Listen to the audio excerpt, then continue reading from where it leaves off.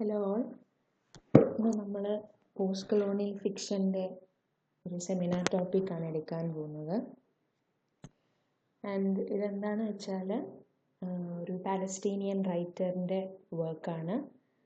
Post colonial writing എന്ന് പറയുമ്പോൾ നമുക്കറിയാം, അതിൽ കുറേ തീംസ് മെയിനായിട്ട് വരാറുണ്ട്. മെയിൻലി റെഫ്യൂജി ഇഷ്യൂസ് വരാറുണ്ട്, വിമൻ ഇഷ്യൂസ് വരാറുണ്ട്, പിന്നെ മൈഗ്രേഷൻ പ്രശ്നങ്ങൾ, അങ്ങനെ കുറേ, അതായത് വൺസ് കോളനൈസ്ഡ് ആയിട്ടുള്ള നേഷൻസ് ഇപ്പം പുതിയതായിട്ട് അവർ ഇൻഡിപെൻഡൻസ് ഗെയിൻ ചെയ്തിട്ടുണ്ടെങ്കിൽ പോലും they face a lot of difficulties at present to.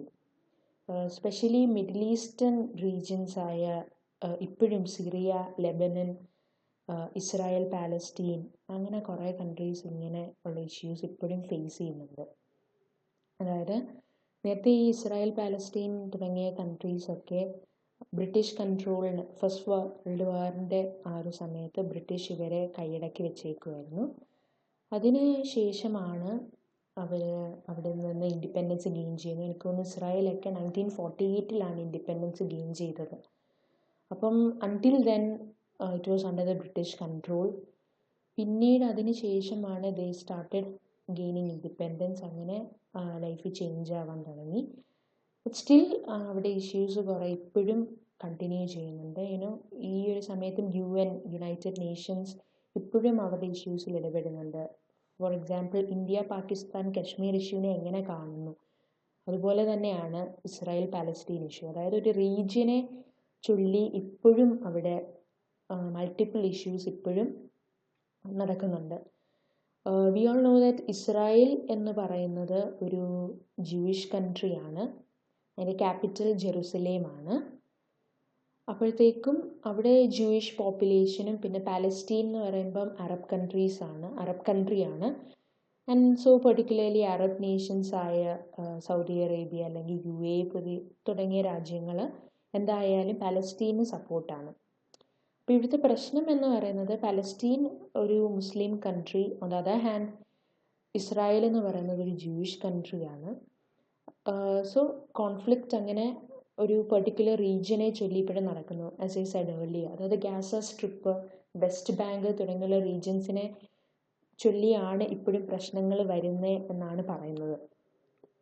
അപ്പോൾ നമുക്കറിയാം, ഇന്ത്യയെ സംബന്ധിച്ചോളം ഇന്ത്യ പാകിസ്ഥാൻ ഇഷ്യൂ എന്ന് പറഞ്ഞാൽ, പാകിസ്ഥാൻ ഒരു മുസ്ലിം കൺട്രിയാണ്, ഇന്ത്യ നമുക്ക് പറയാം ഒരു ഡൈവേഴ്സ് കൺട്രിയാണ്. സോ കശ്മീർ ഇഷ്യൂ ഇപ്പോഴും റാമ്പൻ്റ് ആയിട്ട് നിൽക്കുന്ന ഒരു സമയമാണ്. അവിടെ അവർക്ക് ഫ്രീഡം ഓഫ് ഒരു ഫ്രീഡമില്ല, ഒരു റൈറ്റ്സും അവർക്ക് അറ്റ് പ്രസൻറ്റ് ഇല്ല എന്ന് നമുക്കറിയാം.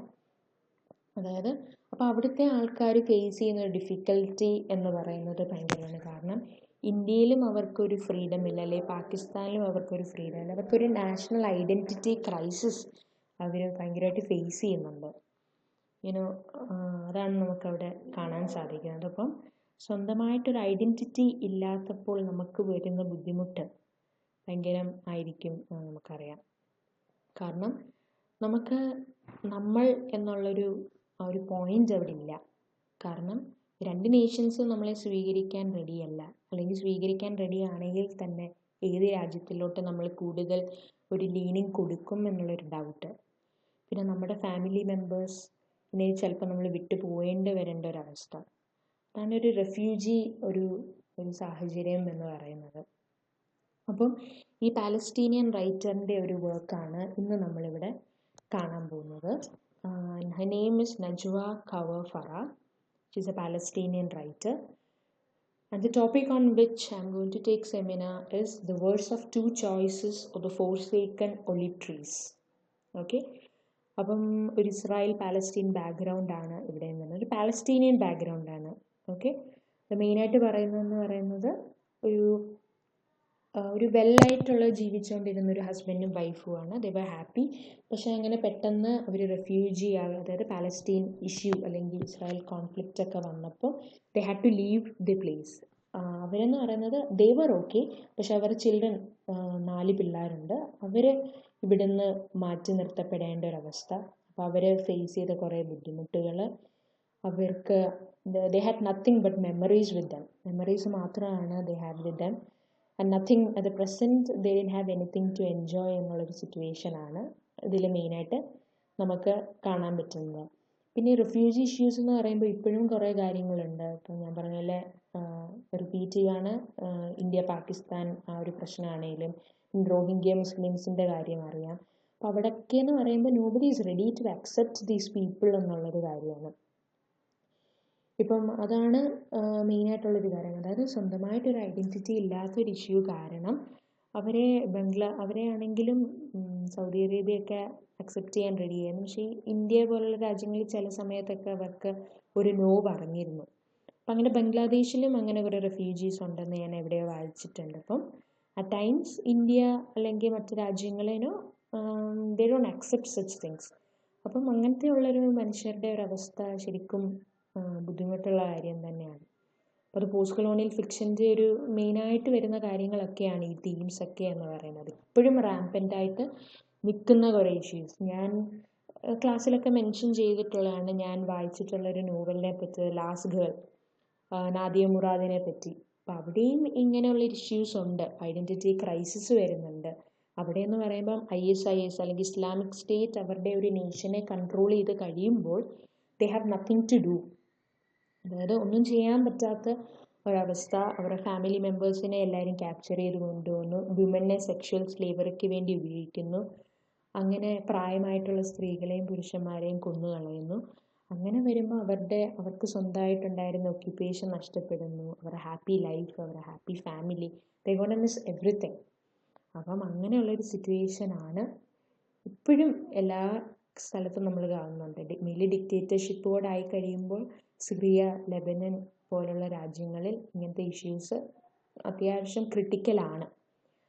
Okay, so that is just the background of it. Palestinian Israel കോൺഫ്ലിക്റ്റിനെ കുറിച്ച് ഞാൻ ജസ്റ്റ് ഒന്ന് മെൻഷൻ ചെയ്തേ ഉള്ളൂ. ഇതെന്ന് പറയുന്നത് അത്യാവശ്യം ഒരു ഇൻ്റർനാഷണൽ റിലേഷൻസ് കാര്യമാണ് വരുന്നത്. സോ എനിക്കത്രയും ഡീപ്പായിട്ട് അത് വായിക്കാൻ ഉള്ളൊരു സമയം ബുദ്ധിമുട്ടുണ്ടായിരുന്നു. But still I read many things. അപ്പോഴും ഈ ഒരു പ്രശ്നം 1948 മുതലേ തുടങ്ങിയത്. 1948 മുതലല്ല, ഫസ്റ്റ് വേൾഡ് വാർ കിട്ടിയൊരു ഇഷ്യൂ ഉണ്ട് ഇവർ തമ്മിലുള്ള. അതായത് ജൂയിഷ് ഈ സ്ഥലങ്ങൾ കൈയെടുക്കാൻ വരുമ്പം അറബ്സ് ഇത് അക്സെപ്റ്റ് ചെയ്യാൻ ബുദ്ധിമുട്ട്. അങ്ങനെ ഇവർ രണ്ടുപേരും തമ്മിൽ വാർ വരുന്നു.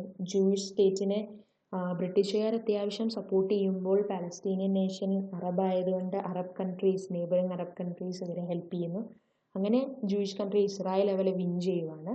മാത്രമല്ല ഹിറ്റ്ലറിൻ്റെ സമയത്ത് ജർമ്മനിയിൽ കുറേ ജൂയിഷ് ആൾക്കാരുണ്ടായിരുന്നു. അപ്പോൾ ഇവരെല്ലാം ഇങ്ങോട്ട് മൈഗ്രേറ്റ് ചെയ്തു. അങ്ങനെയുള്ള കുറേ പ്രശ്നങ്ങളാണ് ഇവർ തമ്മിലുള്ളത്. ഇപ്പോഴും റാമ്പൻ്റ് ആണ്. UN ഇപ്പോഴും ഇടപെടുന്നുണ്ട്. ഇവർക്ക് കുറേ UN റെസൊല്യൂഷൻസ് 181 എന്നൊക്കെ പറഞ്ഞിട്ട് കുറേ കാര്യങ്ങളൊക്കെ ഇറക്കിയിട്ടുണ്ടെങ്കിൽ പോലും still it's of no avail. Pakistan India issue പോലെ തന്നെ this is still going on and on. Alright, so Najwa Kawar Farah, the verse of two choices or the forsaken olive trees. Okay, let's talk about the author. Najwa Farah is a Palestinian writer who has been contributing to Palestinian and Arabic literature for over 5 decades in periodicals, radio and books. Okay, then it's mentioned she was born in Nazareth in 1923, graduated from the Training College of Mandatory Palestine and taught in various schools. ഈ mandatory Palestine എന്ന് പറയുന്നത് ഞാൻ പറഞ്ഞു, പണ്ട് British ഈ പാലസ്റ്റീനെ കീഴടക്കിയപ്പോൾ they called it as a mandate Palestine. That was the name they gave. So the British during the First World War, you know that they had established a number of colonies all over the world. Britain was also often referred to as the place where the sun never sets, which means they had colonies on each and every corner of the world.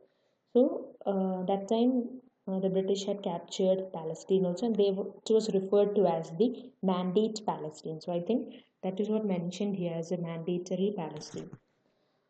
Alright, and then what happened was that then she and her family lived in Beirut, Lebanon during the Lebanese Civil War, and in 1985 she moved to London, UK, and presently she now resides in Toronto, Canada.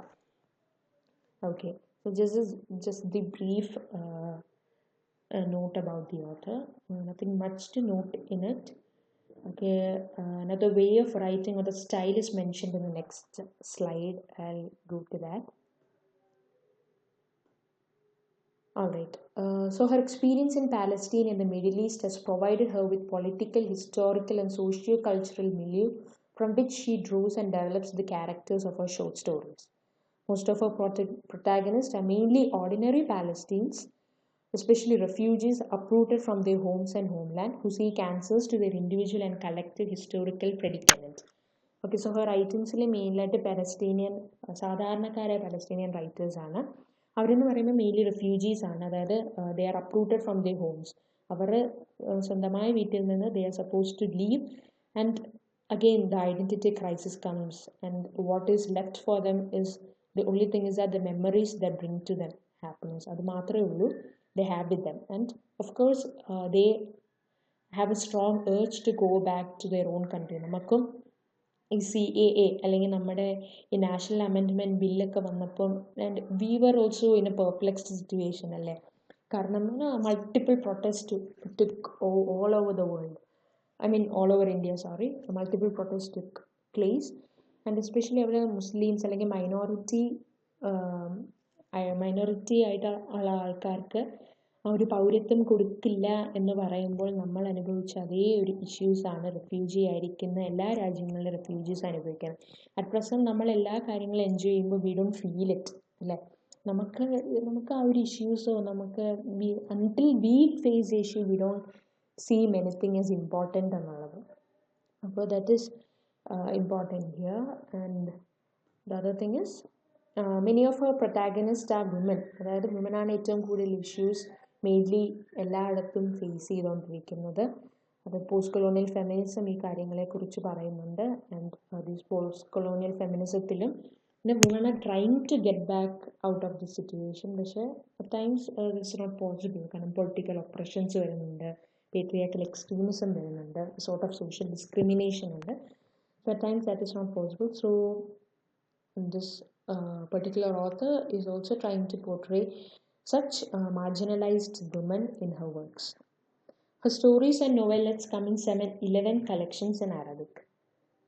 Right? Now, Christians Aware organization in London, UK published for her in English short stories, poetic prose and drama. Also in English folk tales published by Rimal Publication in Cyprus. Okay, now let's talk about her latest book in English, or The Continent Called Palestine. Her life story published in London, and also The Red Stones of Jerusalem. Okay, the collection of short stories, poems, and artwork published by the Christians Aware. So the beginning itself, I had already mentioned about the Palestine-Israel conflict. If you want to know more about the topic, I have provided a link here, a YouTube link, where definitely you can go and watch, and I think you will get, of course, a brief idea about what the conflict is. ചിലപ്പം അതിൽ തന്നെ നമ്മുടെ ക്ലാസ്സിലുള്ളവർക്ക് തന്നെ അറിയാവുന്ന കുറേ പേരുണ്ടാവും. നമ്മുടെ മിസ്സിന് നമുക്ക് സഹായിക്കാൻ പറ്റുമായിരിക്കും. എനിക്ക് ആസ് ഇഫ് നൗ ടൈം കുറച്ച് ലിമിറ്റഡ് ആയതുകൊണ്ട് I could not read more, I could not listen to the videos much. അപ്പോൾ ഞാൻ എനിക്ക് കിട്ടാവുന്നതിൻ്റെ അത്രയും ഒരു പെട്ടെന്നൊരു ജിസ്റ്റ് മാത്രമാണ് പറഞ്ഞത്. കാരണം കോൺഫ്ലിക്റ്റ് എന്ന് പറയുമ്പോൾ കുറേ ഇഷ്യൂസ് അവിടെ ഉള്ളത് കൊണ്ട് തന്നെ കുറേ ഇഷ്യൂസ് എനിക്ക് ഫോക്കസ് ചെയ്യാൻ പറ്റിയില്ല. ഞാൻ പറഞ്ഞാൽ ഗാസ സ്ട്രിപ്പ് അങ്ങനെ കുറേ റീജിയൻസിനെ ചൊല്ലിയുള്ള വഴക്ക് ഇപ്പോഴുണ്ട്. പിന്നെ ഒബ്വിയസ്ലി രണ്ട് റിലീജിയൻ ഉള്ളതുകൊണ്ട് അതിൻ്റെ പ്രശ്നങ്ങളുണ്ട്. ഒരു എക്സ്ട്രീമിസമാണ്, നാഷണാലിറ്റിക്ക് ഒരു എക്സ്ട്രീം ലെവലാണ് കൊടുക്കുന്നത്. ഇന്നവരാണ് വലുതെന്ന് ജൂയിഷും പറയും, മുസ്ലിംസും ഒപ്പം വിട്ടുകൊടുക്കില്ല. അപ്പം ആ ഒരു നാഷണാലിറ്റിക്ക് വരുന്നൊരു എക്സ്ട്രീമിസം, റിലീജിയസ് പരമായിട്ടുള്ള ഇഷ്യൂസാണ്. അപ്പോൾ ഈ യൂട്യൂബ് ലിങ്കിൽ you can definitely go and watch and you will of course get an idea എനിക്ക് തോന്നുന്നു. Okay, so that's a background. That's what I said in the beginning itself. Just provided the link here. And the next thing is we are going to the summary. So in the summary we don't have much characters. We have particularly we have only two main characters, that is Salim Abu Ibrahim and his wife, that is Ibrahim. So these are the two main characters mentioned in the work, and the children's name is also mentioned, that is Ibrahim, Abdullah, Jamil and Sami. Okay, ഞാൻ ഈ PowerPoint നിങ്ങൾക്ക് share ചെയ്യുന്നതായിരിക്കും ഗ്രൂപ്പിൽ, so that I think you don't have to note down anything. ഇതെല്ലാം അതിനകത്ത് clear ആയിട്ട് കൊടുത്തത് the whole summary I have given in the PPT അവിടെ. കാരണം അതായത് മെയിനായിട്ട് കുറേ കറക്റ്റായിട്ട് എക്സ്പ്ലെയിൻ ചെയ്യണമെങ്കിൽ എനിക്കും അത് ഉണ്ടെങ്കിൽ ഹെൽപ്ഫുൾ ആയിരുന്നു എന്ന് വിചാരിച്ചിട്ട് ഞാനത് ഫുൾ സമ്മറി ഇതിനകത്ത് ചെയ്തിട്ടുണ്ട്. So you can go through the PPT, you don't have to note down anything. Okay. So Salim Abu Ibrahim എന്ന് പറയുന്നത് ഒരു റെസ്പെക്റ്റഡ് ആയിട്ടുള്ള ഒരാളായിരുന്നു. ബട്ട് ടൈം പാസ്റ്റ് എന്ന് പറയുമ്പോൾ വില്ലേജ് നെയ്ബേഴ്സിന് അയാൾ ഭയങ്കര മൂഡി ആയിട്ട് ഫീൽ ചെയ്തു. Because he started withdrawing from several things. അത് പെർട്ടിക്കുലർലി ബിക്കോസ് അയാളുടെ ചിൽഡ്രൻ ഇവിടുന്ന് നാടുകടത്തപ്പെട്ടു, റെഫ്യൂജി ആയിട്ട് മറ്റൊരു സ്ഥലത്തേക്ക് മാറ്റപ്പെട്ടു. And the only people who are there at present is Salim Abu Ibrahim and his wife Ibrahim alone at home. So he's completely moody, and villagers, they are pity about him, and because he was such a strong and dignified man in the village, and people always respected him. He was considered to be a valuable presence in the village, but at present he's completely moody. And his wife Ibrahim has also withdrawn as well. She was also a very energetic person. Both of them has withdrawn from everything. She barely talks to anyone, even to her husband, because her husband vent his frustrations upon women, on his wife. That is, ഈ Saleem Abu Ibrahim എന്ന് പറയുന്ന ആളാണ് protagonist. രണ്ടുപേരും protagonist ആണ്. ഇവിടെ എന്ന് പറയുന്നത് he was A respected മാൻ ആയിരുന്നു. വില്ലേജേഴ്സ് ഭയങ്കര റെസ്പെക്റ്റോടെ ഒരു വാല്യുബിൾ പ്രസൻസ് നൽകിയിരുന്ന ആൾ ഇപ്പോൾ ഭയങ്കര മൂടിയായിട്ടാണ്, ഒന്നിനും ഇടപെടാറില്ല. വൈഫ് എന്ന് പറയുന്നത് she was very energetic. She does not talk to anybody at now. പക്ഷേ ഹസ്ബൻഡിനോട് പോലും സംസാരിക്കാത്തൊരവസ്ഥയാണ്. ബിക്കോസ് ഹസ്ബൻഡിൻ്റെ ഫ്രസ്ട്രേഷൻസ് ഒക്കെ ഈ വൈഫിനോടാണ് തീരുന്നത്. അപ്പോൾ ഇവിടെയും നമുക്കാണ് വിമൻ ഇഷ്യൂസ്. നമുക്കൊരു പോസ്റ്റ് കൊളോണിയൽ ഫെമിനിസം റീഡിങ് കൊടുക്കുകയാണെങ്കിൽ വൈഫിന് അവിടെ ഒരു ഇമ്പോർട്ടൻസ് കൊടുക്കുന്നില്ല. And the husband is trying to impose his domination upon her or trying to vent his frustrations upon her. ഇപ്പോൾ ഒരു പോസ്റ്റ് കൊളോണിയൽ ഫെമിനിസം റീഡിങ് വേണമെങ്കിൽ കൊണ്ടുവരാം. ഓക്കെ. സോ എല്ലാ കാര്യങ്ങൾക്കും വെറുതെ വഴക്ക് പറയും. കാരണം അവരുടെ മക്കൾ ഒരു ഫ്രസ്ട്രേഷൻ കൊണ്ടാണ് വഴക്ക് പറയുന്നത്. അവരുടെ മക്കളെന്ന് പറയുന്നത് they stuck in another lands across the border. He says that it was not possible to travel to a strange land and become a refugee at his age. So what Saleem Abu ഇബ്രാഹിമിൻ്റെ ഒരു opinion എന്താണെന്ന് വെച്ചാൽ, ഈ ഒരു ഏജിൽ, they are very aged, ഈ ഒരു ഏജിൽ മറ്റൊരു രാജ്യത്ത് മറ്റൊരു ബോർഡറിൽ പോയി റെഫ്യൂജി ആയിട്ട് ജീവിക്കാൻ പറ്റത്തില്ല. കാരണം സ്വന്തം ഐഡൻറ്റിറ്റീനെ ലൂസ് ചെയ്ത് മറ്റൊരു രാജ്യത്തൊന്നും അല്ലാത്ത ഒരാളായി പോയി താമസിക്കാൻ വളരെ ബുദ്ധിമുട്ടുണ്ട്. ആ ഒരു അവസ്ഥയാണ്. എന്നാൽ മക്കളെ കാണുകയും വേണം. അറ്റ് ദ സെയിം ടൈം ആ ഒരു നാഷണൽ ഐഡൻറ്റിറ്റി, ആ സ്വന്തമായിട്ടുള്ള ഒരു ഐഡൻറ്റിറ്റി കളയാനും പറ്റത്തില്ല. He's in a perplexed situation. Alright, that is what he sees. മക്കളുടെ പേര് പറഞ്ഞു Ibrahim, Abla, Jamil and Sami. 7 വർഷമായിട്ട് അവരിവരുടെ പാരൻസിനെ കണ്ടിട്ടില്ല. And parents also having seen them for the past 7 years. Abla എന്ന് പറയുന്നത് മൂത്ത പെൺകുട്ടിയാണ്. മറ്റേതൊക്കെ ആൺകുട്ടികളാണ്. അബ്ല ആണ് മറ്റ് ആൺകുട്ടികളെയൊക്കെ നോക്കുന്നത്. കല്യാണം കഴിക്കാൻ കുറേ പ്രപ്പോസൽസ് വരുന്നുണ്ടെങ്കിലും she does not do, because കല്യാണം കഴിച്ചു കഴിഞ്ഞാൽ ഇവർ അൺമാരീഡ് ബ്രദേഴ്സിനെ ആര് നോക്കും എന്നുള്ളൊരു ഡൗട്ട് ഉള്ളത് കൊണ്ട് she refuses to marry also. And Ibrahim എന്ന് പറയുമ്പം ദാറ്റ് ഒരു മദർലി ഫിഗർ ആണ്. She misses all her children very much, but of no worry, because of no importance across the border ആണ്. She does not have any choice but to lament എന്നുള്ളത് മാത്രമേ ഉള്ളൂ. And of course she is stuck with the memories of the past, of how wonderful their life used to be. ഞാൻ as I told you earlier, ഇപ്പോൾ എന്ന് പറയുന്നത് they have nothing to enjoy but the past memories alone. ആ ഒരു past മെമ്മറീസിൽ they are trying to seek happiness in it. At present they don't have anything. So that is given how beautiful their life had been എന്നുള്ളത് അവരിങ്ങനെ ആലോചിച്ച് ഇരിക്കാറുണ്ട്. ഹസ്ബൻഡും എന്ന് പറയുന്ന same കണ്ടീഷൻസിലൂടെയാണ്. പക്ഷേ he does not acknowledge it അത്. Particularly ഒരു മെയിൽ രീതിയായിരിക്കാം ആ ഒരു സങ്കടവും ബുദ്ധിമുട്ടും അങ്ങനെ പുറത്തോട്ട് എക്സ്പ്ലിസിറ്റ് ആയിട്ട് പോർട്രേ ചെയ്യാത്തൊരവസ്ഥ. He also is going through the same situation, but he never acknowledge it. That is very much evident here. Now Abu Ibrahim, that is the husband, wake up in the middle of the night having some coffee, and he also dreams of his children and start crying. അതായത് മക്കളെ നഷ്ടപ്പെട്ട ഒരവസ്ഥയെ ഉദ്ദേശിച്ചാണ്. ആ മക്കളുടെ ഒരു ചിന്തയിൽ ഇങ്ങനെ ജീവിക്കുന്നത് കൊണ്ട് തന്നെ he is unable to sleep properly, and he start crying very much because he misses them immensely.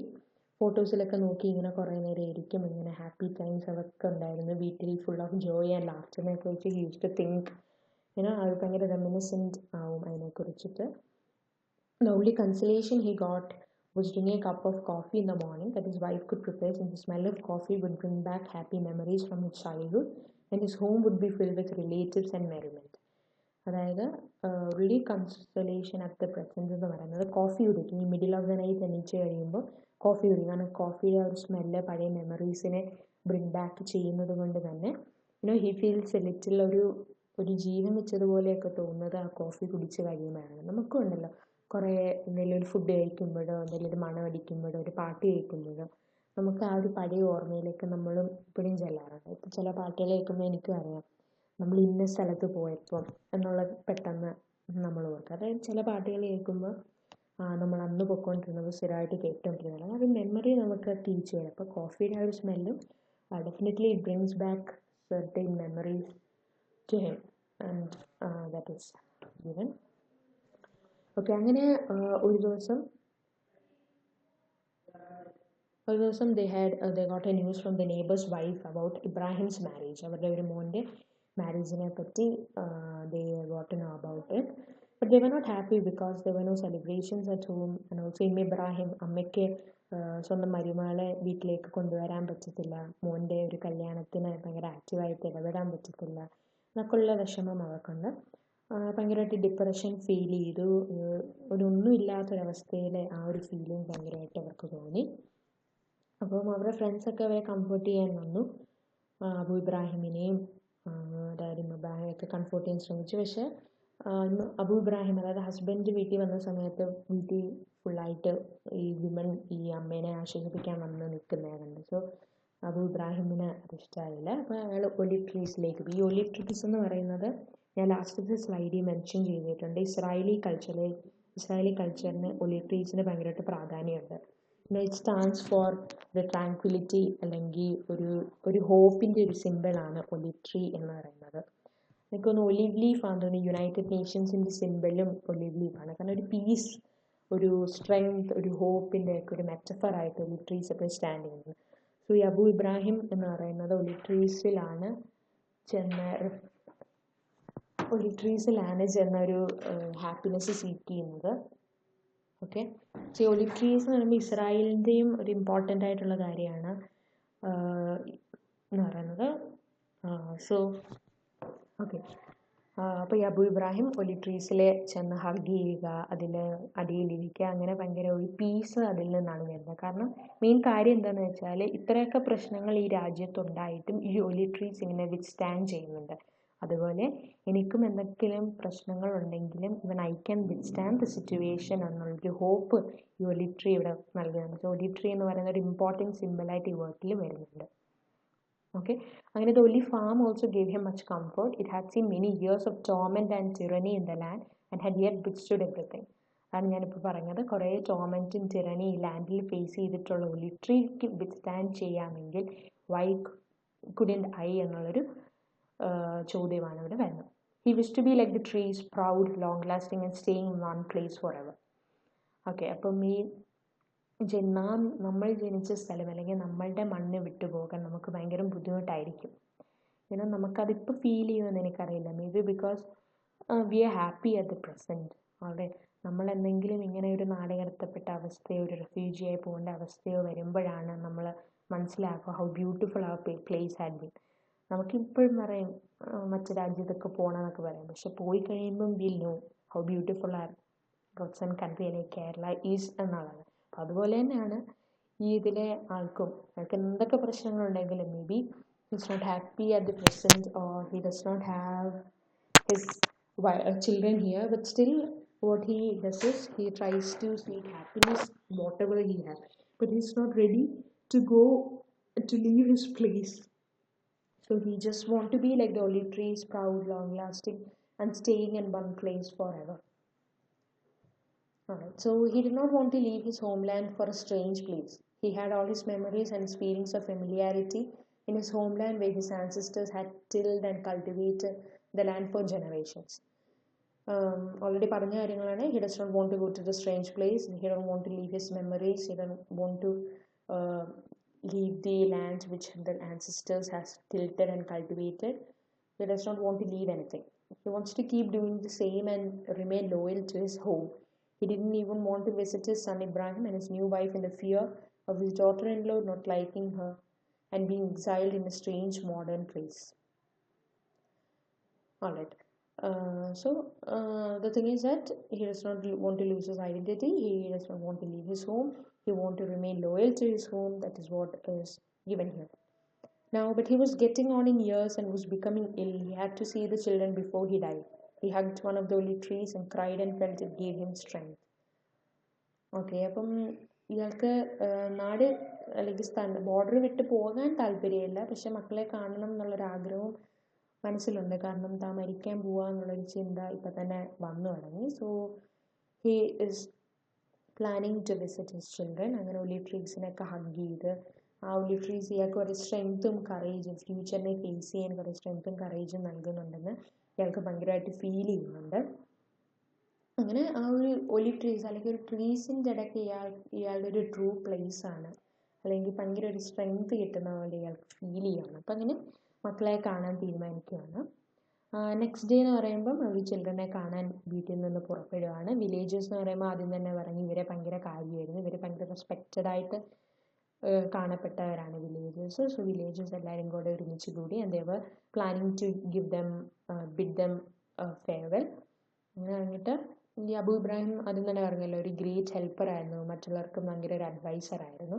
അപ്പോൾ ഈ വില്ലേജ്, അവരില്ലാത്തൊരു വില്ലേജ് എന്ന് പറയുമ്പോൾ ഭയങ്കര ഒരു ലോൺലിനെസ്, ഒരു ഡെസൊലേറ്റ് ആയിട്ട് ഈ വില്ലേജസിനൊക്കെ തോന്നി. But still they know, the villages knew that they were leaving for a cause to see their children which they haven't seen them for the past 7 years, and so the villagers were happy for sending them. Now one of the women, Bakr, അതൊരു third ക്യാരക്ടറാണ് ഇതിൽ വരുന്നത്. Bakr approached Ibrahim, അതായത് ഇതിലെ വൈഫിനെ approach ചെയ്യുന്നു. എന്നിട്ട് ഒരു മണ്ടിയിൽ കൊടുക്കുന്നുണ്ടെന്ന് പറയുന്നത്. അതിൻ്റെ കറക്റ്റ് ഒരു മീനിങ് എനിക്കറിയില്ല, ഞാനത് ഒന്നുകൂടെ ചെക്ക് ചെയ്തിട്ട് ഐ ബി ടെല്ലിങ് യു, അല്ലെങ്കിൽ ഞാനത് അറിയിച്ചേക്കാം അതെന്താണെന്നുള്ളത്. അപ്പോൾ ഈ ബക്കർ എന്ന് പറയുന്നൊരു സ്ത്രീയെ തൻ്റെ മോന് നൽകാൻ മണ്ടിയിലെന്ന് പറഞ്ഞ സാധനം നമ്മുടെ ഇബ്രാഹിമിനോട് ഏൽപ്പിച്ചു വിടുവാണ്. അതായത് സ്വന്തമായിട്ട് ഇവർ എംബ്രോയിഡറി ചെയ്തതാണ് എന്നാണ് പറയുന്നത്. ഓക്കെ, അപ്പോൾ ഈ അമ്മ ഈ മോനെക്കുറിച്ച് ഒരു 1948 മുതൽ കേട്ടിട്ടില്ല എന്നാണ് പറയുന്നത്. 1948 ഇസ്രായേൽ ഇൻഡിപെൻഡൻസ് കിട്ടിയത്. ഞാൻ പറഞ്ഞു അന്ന് തൊട്ട് ഈ മോനെക്കുറിച്ച് ഒരു വിവരവും ഇല്ല എന്ന്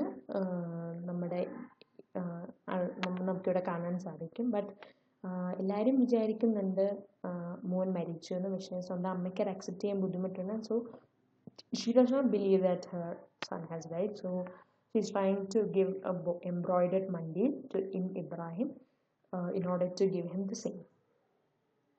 ഓക്കെ, അങ്ങനെ കാറിൻ്റെ പാർട്ടി ചെയ്തപ്പം വില്ലേജേഴ്സ് ഭയങ്കരമായിട്ട് ഫെയർവെല്ലും വിഷസും ഒക്കെ ഇവർക്ക് കൊടുക്കുകയാണ്. അബു ഇബ്രാഹിമിന് പോകണമെന്നുമുണ്ട് പോകണ്ടെന്നുമുണ്ട്. He felt incredibly sad and depressed. ഭയങ്കര ഒരാൾ മരിച്ചു പോകുന്ന പോലെ, അല്ലെങ്കിൽ ജീവിതം എനിക്ക് ലൈഫ് അയാളിൽ നിന്ന് പതുക്കെ പോകുന്നത് പോലെ അയാൾക്ക് തോന്നുവാണ്. കാരണം ഒരു ഡെത്തിൻ്റെ ഒരു ഒന്നാമത്തെ പടി എന്ന് തന്നെ പറയുന്നത്. അതായത് താൻ ആദ്യത്തെ വട്ടം മരിച്ചു പോവുകയാണ് എന്ന് തനിക്കിങ്ങനെ പതുക്കെ ഫീൽ ചെയ്യുകയാണ്. അതായത് he fell like it was his funeral, his departure from his home. ഈ വീട് വിട്ട് പോകുന്നതെന്ന് പറയുമ്പോൾ അയാളുടെ ഒരു ശവടക്കം പോലെ ആയിട്ട് തോന്നുന്നു. കാരണം നമുക്കെന്ന് പറയുമ്പോൾ നമ്മൾ മരിച്ചു കഴിയുമ്പോൾ അവർ സോൾ ഇസ് ലീവിങ് അസ് എന്നുള്ളത് അറിയാം. പിന്നെ നമുക്ക് ഒരു എർത്ത് ആയിട്ട് ഒരു കണക്ഷനുമില്ല. പെർട്ടിക്കുലർലി ഇയാൾക്കും ആ ഒരു ഫീൽ, അതായത് സ്വന്തം ഹോംലാൻഡിൽ നിന്ന് തനിക്ക് പോയപ്പോൾ ഒരു മരിച്ചൊരവസ്ഥയാണ് അയാൾക്ക് ഫീൽ ചെയ്യുന്നത്. ഹിസ് നോ മോർ എന്നുള്ളൊരവസ്ഥ he's feeling the thing. Okay, ഇനി അത് കഴിഞ്ഞ് മക്കളുടെ അടുത്തെത്തി, 4 മക്കളുടെ അടുത്തെത്തി. അവിടെ വെച്ചെത്തി അവരുമായിട്ട് റീയുണൈറ്റ് ചെയ്തെങ്കിൽ പോലും ആ ഒരു happiness he could not find. ഡോക്ടറിൻലോ ആണെങ്കിലും ഭയങ്കര കൈൻഡ് ആയിരുന്നു, ഫ്രണ്ട്ലി ആയിരുന്നു, ഭയങ്കരമായിട്ട് ഉണ്ടെങ്കിലും ഈ ഒരു അബു ഇബ്രാഹിം ഒരു ഭയങ്കര ഒരു ഏലിയനേറ്റഡ് ഫീലിങ്ങും ഒരു ലോൺലിനെസ്സും ഒരു സോളിറ്ററി ആയിട്ടുള്ളൊരു ഡെസലേറ്റ് ഫീലിംഗ് ആയിരുന്നു ഭയങ്കരമായിട്ട് അബു ഇബ്രാഹിം ഫേസ് ചെയ്തത്. ചിൽഡ്രനായിട്ട് റീയുണൈറ്റ് ചെയ്തെങ്കിലും ആ ലാൻഡ് വിട്ട് വന്നപ്പോൾ തന്നെ ഒരു മരിച്ചൊരവസ്ഥ ഫീൽ ചെയ്തു. ആ വീട്ടിൽ ഒട്ടും ഒരു ഹാപ്പിനെസ് ഫീൽ ചെയ്തില്ല. ഫുൾ ഓഫ് ഇലക്ട്രിസിറ്റി അല്ലെങ്കിൽ അപ്ലയൻസസ് എല്ലാ തരത്തിലുള്ള കാര്യങ്ങളുണ്ടെങ്കിൽ പോലും തൻ്റെ ലാൻഡ് നൽകിയ ആ ഒരു ഹാപ്പിനെസ്, തൻ്റെ ഒലിവ് ട്രീസ് തനിക്ക് നൽകിയ ഒരു കംഫർട്ട്, പീസ് ഒരിക്കലും തനിക്കിവിടെ കിട്ടിയിരുന്നില്ല. ഒന്നും ഒരു ഫെമിലിയർ ഫീലിംഗ് തോന്നിയില്ല. എല്ലാം ഒരു ബെഡും he felt cold and hard and uninviting, ഒരു ഹാപ്പിനെസ് തോന്നിയില്ല. നമുക്കും അറിയാം, നമ്മുടെ വീട് വിട്ട് എവിടെയെങ്കിലും ഒന്ന് പോയി കഴിയുമ്പോൾ നമുക്ക് അഡ്ജസ്റ്റ് ചെയ്യാൻ ഭയങ്കര ബുദ്ധിമുട്ടായിരിക്കും. ഹോസ്റ്റലിലൊക്കെ പോയി നിന്നിട്ടുള്ളവർക്കറിയാം നമുക്ക് എന്തുമാത്രം ഹോം സിക്നെസ് വന്നിട്ടുണ്ട്. അതായത് നമുക്ക് തിരിച്ച് വീട്ടിലൊക്കെ വരാം, എന്നാലും നമ്മുടെ ഒരു വിഷമം എന്ന് പറയുന്നത് എങ്ങനെയാണ്, പുതിയ ആൾക്കാർ, പുതിയ സ്ഥലം, അപ്പോൾ അവരുമായിട്ട് ഒരു കംഫർട്ടബിൾ ആവണം, അങ്ങനെയൊക്കെ ഉള്ള കുറേ ഇഷ്യൂസ് ഉണ്ട്. ഇപ്പോൾ ഇപ്പം ഞാൻ ചുമ്മാ ഇങ്ങനെ പറയുമ്പോൾ കാഷ്വലായിട്ട് പറയുന്നതാണ്. ഇപ്പോൾ കല്യാണം കഴിഞ്ഞാണെങ്കിൽ പോലും മെയിലിന് അതൊരു പ്രശ്നമല്ല, അപ്പോൾ ഫീമെയിലിന്, പെൺകുട്ടികൾക്ക് അതെപ്പോഴും ഒരു ഇഷ്യൂ തന്നെയാണല്ലോ. ഹസ്ബൻഡിൻ്റെ വീട്ടിലേക്ക് ചെന്ന് കഴിയുമ്പോൾ നമ്മുടെ ആ ഒരു ഇഷ്ടങ്ങളും അല്ലെങ്കിൽ നമുക്കുണ്ടായിരുന്ന ഒരു കംപ്ലീറ്റ് ലൈഫ് സ്റ്റൈൽ ആയിരിക്കണം എന്നില്ല, ഒരു കംപ്ലീറ്റ് ചേഞ്ചിലേക്ക് നമ്മൾ മാറാം. ഇത് നമുക്കും ആദ്യം ഭയങ്കര ഒരു ബുദ്ധിമുട്ടായിരിക്കും. അപ്പം അതേ ഒരു സിറ്റുവേഷനാണ് ഇവിടെ എന്ന് പറയുന്നത്. ഞാനിപ്പോൾ ഒരു ഡേ ടു ഡേ എക്സാമ്പിൾ എടുക്കുന്നതെന്നുള്ളൂ, കാരണം നമുക്ക് ഇത്ര വലിയൊരു റിഫ്യൂജി ഇഷ്യൂസ് ഒന്നും നമുക്ക് പ്രസൻറ്റ് ഇല്ല. അപ്പം നമുക്ക് തന്നെ അത്രയും ചെറിയ കാര്യങ്ങൾ നമുക്ക് ടോളറേറ്റ് ചെയ്യാൻ പറ്റത്തില്ല. So think about the refugees. അത് ജസ്റ്റ് പറഞ്ഞേ ഉള്ളൂ. Okay, now reminiscence of his homeland and his olive trees haunted him night and day, reminding him that he couldn't have them anymore. Olive trees അയാൾ haunt ചെയ്തുകൊണ്ടിരുന്നു, അതൊരിക്കലും ഇനി തിരിച്ചു കിട്ടില്ല എന്ന് അദ്ദേഹത്തിന് മനസ്സിലാവുന്നു. The supply of oils and olives he had brought with him were his only comfort. അങ്ങനെ ഇയാൾ ഒലിവ് ഓയിലും ഒലിവ് ഫാമിങ്ങും ഒക്കെ ഇസ്രായേലിൽ ഭയങ്കരമായിട്ട് കൂടുതലുള്ള, ഏറ്റവും കൂടുതൽ ഫാം ചെയ്യപ്പെടുന്നത് ഇസ്രായേലിലാണെന്ന് പറയുന്നത് അവരുടെ മെയിനായിട്ടുള്ള സിമ്പലുമാണെന്ന് പറയാം. അപ്പോൾ അയാൾ അബു ഇബ്രാഹിം ഇതൊക്കെ ഇയാളുടെ കൂടെ കൊണ്ടുവരുന്നു. അപ്പോൾ ഈ കാര്യങ്ങളിലൊക്കെ ഇയാൾ കംഫർട്ട് സീക്ക് ചെയ്യാൻ ശ്രമിക്കുന്നു. അങ്ങനെ ഒരു ദിവസം രാവിലെ ഭയങ്കരമായിട്ട് ഞെട്ടി ഉണരുകയാണ് ചെയ്യുന്നത്. തൻ്റെ ഫ്യൂണറൽ നടക്കുന്നു എന്നുള്ളൊരു ചിന്ത ഇയാൾക്ക് വരുന്നു. അയാൾ അതിനെക്കുറിച്ച്, അതായത് ഇത് സ്വപ്നത്തിൽ കാണുകയാണ്, തൻ്റെ ഒരു ഫ്യൂണറൽ നടക്കുന്നു. ഒരിക്കലും ഒരു ഡേയിൽ ഒരു കംഫർട്ടും അയാൾക്ക് കിട്ടിയിരുന്നില്ല. And he was keep on saying the same thing, that he had died എന്നുള്ളത്. അപ്പോൾ അത് സെക്കൻഡ് ടൈമായിട്ട് നമുക്ക് കാണാം. ഫസ്റ്റ് ഹോംലാൻഡിനെ വിട്ട് വന്നപ്പോൾ that was the first time he faced death, and the second time he faced was while he was in a dream. പെട്ടെന്ന് സ്റ്റാർട്ടിൽഡായിട്ട് എണ്ണിക്കുകയാണ് ചെയ്യുന്നത്. അപ്പോൾ എപ്പോഴും മരിച്ചു എന്നുള്ളൊരു അവസ്ഥ, അങ്ങനെ ഫുൾ ഡേയിൽ ഈ കാര്യങ്ങൾ ചിന്തിച്ചുകൊണ്ടിരിക്കുകയാണ്.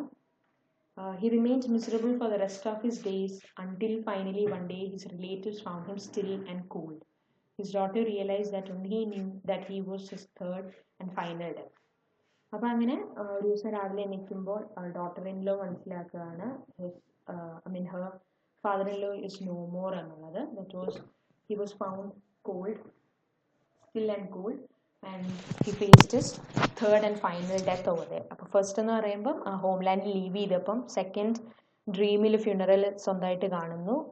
And the third thing is that his finally gone എന്നുള്ളത്. അപ്പം 3 പ്രാവശ്യം ഡെത്തിനെ അവിടെ അങ്ങനെ മെൻഷൻ ചെയ്യുന്നുണ്ട്. ഓക്കെ, അപ്പോൾ ഇതാണ് ഇതിൻ്റെ ഒരു സമ്മറി എന്ന് പറയുന്നത്. അപ്പം മെയിനായിട്ട് ഈ ഒരു റെഫ്യൂജി ഇഷ്യൂ ആണ് മെയിനായിട്ട് പറയുന്നത്. ഇസ്രായേലിൽ പ്രസൻ്റ് ആയിട്ടുള്ളവർ, പാലസ്റ്റീനിലാണ് ഇവരുള്ളത്. അന്നേരം ദേ ആർ ടേക്കൺ അബ്രോഡ്. മക്കൾ എന്ന് പറയുന്നത് 4 മക്കളുണ്ട്. They haven't seen them for the past 7 years. ഇപ്പോൾ അറ്റ് പ്രസൻറ്റ് ഉള്ളത് ഹസ്ബൻഡും വൈഫും മാത്രമാണ്, അബു ഇബ്രാഹിമും Ibrahim. They have nothing to find happiness, but only the past memories give them some sort of happiness. പിന്നെ ഒലിവ് ട്രീസിൻ്റെ ഒരു എക്സാമ്പിൾ പറഞ്ഞു. ഒലിവ് ട്രീസ് ഹൗ അത് സിംബോളിഫൈ ചെയ്തിരിക്കുന്നുള്ളത് മൾട്ടിപ്പിൾ ടൈംസിൽ ഈ ഒലിവ് ട്രീസിന് ഇവിടെ ഇമ്പോർട്ടൻസ് കൊടുത്തിട്ടുണ്ട്. ഒലിവ് ട്രീസ് എന്ന് പറയുമ്പം ഇത്രയൊക്കെ ടിറനിയും ടോർമെൻറ്റും ഈ രാജ്യത്തുണ്ടായിട്ടും olive trees still it stands as a metaphor for peace, comfort, strength, courage എന്നുള്ളത്. It's long lasting forever എന്നുള്ളത്. സോ സിമിലർലി അബു ഇബ്രാഹിമിനും അങ്ങനെയാണ്. എത്രയൊക്കെ പ്രശ്നങ്ങൾ ഇവിടെ ഉണ്ടായെങ്കിലും he does not want to leave his place. ഈ ഒരു നാഷണൽ ഐഡൻറ്റിറ്റി ക്രൈസിസ് അവിടെ വരുന്നതുകൊണ്ട് തന്നെ he does not want to leave his place. ആ ഐഡൻറ്റിറ്റിക്ക് ലോസ് വരാൻ താല്പര്യപ്പെടുന്നില്ല. മക്കള് കാണാൻ പറ്റുന്നില്ല എന്നുള്ള അവസ്ഥ ഉണ്ടെങ്കിൽ പോലും സ്വന്തം രാജ്യത്തെ വിട്ട് എങ്ങോട്ടും പോകാൻ താല്പര്യപ്പെടുന്നുണ്ട്. ബട്ട് സ്റ്റിൽ മരിക്കാറായ എന്നുള്ളൊരു ഫീല് വരുമ്പോൾ മക്കളെ പോയി കാണുകയാണ്. അങ്ങനെ ലാസ്റ്റ് അവിടെ വെച്ച് മരിക്കുന്നു. ഇതാണ് ഇതിൻ്റെ ഒരു സമ്മറി എന്ന് പറയുന്നത്. അപ്പോൾ നമ്മളിതിൻ്റെ വർക്കിനെ കുറിച്ചുള്ള ബാക്ക്ഗ്രൗണ്ട് പറഞ്ഞ് പോസ്റ്റ് കൊളോണിയൽ റൈറ്റിങ്സിൻ്റെ ഒരു ഇമ്പോർട്ടൻറ്റ് തീംസായ മൈഗ്രേഷൻ, റെഫ്യൂജി ഇഷ്യൂസ്, പിന്നെ പേട്രിയാർക്കൽ എക്സ്ട്രീമിസം, ഡോമിനേഷൻ, അല്ലെങ്കിൽ political social oppression, women facing multiple issues, അങ്ങനെ കുറേ കാര്യങ്ങൾ പോസ്റ്റ് കൊളോണിയൽ ഫിക്ഷൻ്റെ തീംസ് ആയിട്ട് വരുന്നുണ്ട്. അപ്പോൾ ഇതിലും എന്ന് പറയുന്നത് അത്തരം ഒരു കുറേ ഇഷ്യൂസ് വരുന്നുണ്ട്. പാലസ്തീനിയൻ റൈറ്ററാണ് ഇതിൻ്റെ ഓഥർ എന്ന് പറയുന്നത്. അവരുടെ ബുക്സിനെ കുറിച്ച് ജസ്റ്റ് മെൻഷൻ ചെയ്തു, റൈറ്റിങ്സിനെ കുറിച്ച് പറഞ്ഞു. അതായത് മെയിനായിട്ട് മാർജിനലൈസ്ഡ് വുമണിനെയാണ് ഇവർ ഫോക്കസ് ചെയ്യുന്നത് എന്നുള്ളത്. പിന്നെ നമ്മൾ സമ്മറിയിലേക്ക് വന്ന് അതിലേക്ക് സമ്മറി ഈസ് ഓൾസോ ക്ലിയർ. ഇനി സിംബോളിസം ഓഫ് ദ ഒലിവ് ട്രീയെ കുറിച്ച് we already mention number of times in the work it self. Just ഒന്ന് പറയാം. The olive tree, which has been an important component of Jewish and Israeli culture throughout history, has become a symbol of many values in Jewish life.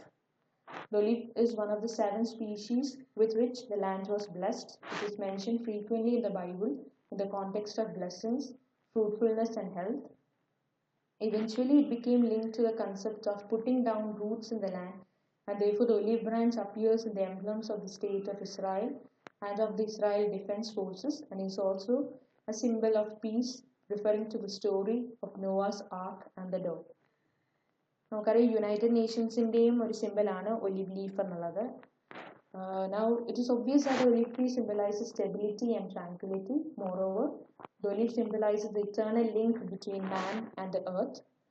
In biblical times, olive branches were used to make wreaths for the heads of young men and women on festivals and at their weddings. The pilgrims bringing the first fruits to Jerusalem decorated the horns of the young bull who led the procession with the olive branches. അപ്പോൾ olive ട്രീയുടെ multiple ആയിട്ടുള്ള ഒരു importance ഇവിടെ കൊടുത്തിട്ടുണ്ട്. അപ്പോൾ ഈ വർക്കിൽ മെയിനായിട്ട് വരുന്ന ഒരു സിമ്പിൾ എന്ന് പറയുന്നത് ഒലിവ് ട്രീ തന്നെയാണ്.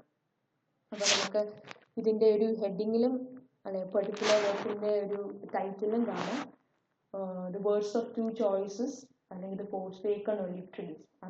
ഫോർസേക്കൻ്റെ മീനിങ് അബാൻഡൻഡ് ആണ്. അബാൻഡൻഡ് ഒലിവ് ട്രീസ്, അതായത് ഒലിവ് ട്രീസിനെയൊക്കെ വിട്ട് തൻ്റെ നാട്ടിൽ നിന്ന് തിരിച്ചു പോവുകയാണ്. അപ്പോൾ അതുകൊണ്ടായിരിക്കാം ആ ഒരു ടൈറ്റിൽ അവിടെ വന്നത്. ഓക്കെ, സോ ഐ തിങ്ക് അത്രയും കാര്യങ്ങളെ പറയാനുള്ളൂ. പിന്നെ മറ്റേ ഇസ്രായേലി പാലസ്തീൻ കോൺഫ്ലിക്റ്റിൻ്റെ കാര്യമൊക്കെ പറഞ്ഞു. I think U can go through the YouTube link. ഞാൻ കുറച്ചൊരു കാര്യം പറഞ്ഞിട്ടുണ്ട്, നിങ്ങൾക്കത് കണ്ടാൽ കൂടുതൽ മനസ്സിലാവുമായിരിക്കും. ഓക്കെ, അത്രയും ഉള്ളൂ. I hope it's clear. If you have any doubt you can ask.